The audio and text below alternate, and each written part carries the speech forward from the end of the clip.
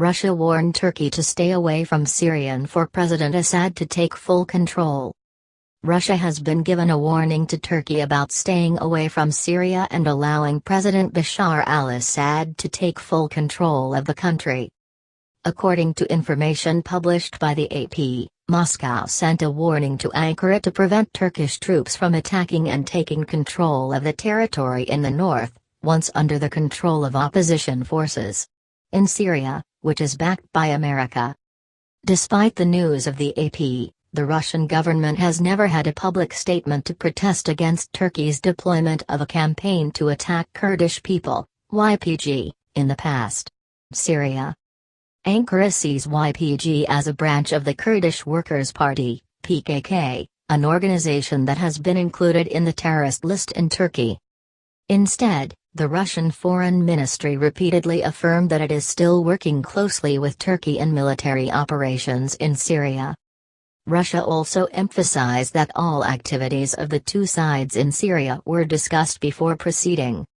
In an interview with CNN, former NATO official Wesley Clark said the Turkish President Recep Tayyip Erdogan had spoken to President Donald Trump so that the U.S. leader suddenly decided to withdraw 2,000 soldiers from Syria.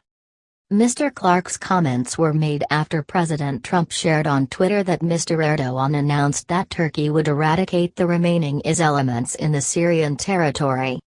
"He is the one who can do the work, Turkey is right next to you. U.S. troops will go home," Mr. Trump wrote.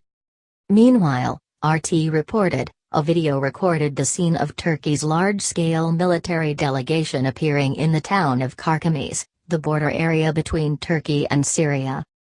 Later, the convoy approached the town of Jarablus, which was under the control of Syrian rebels backed by Turkey from mid-2016. This is also the time when Turkey launched an offensive campaign in the Euphrates area.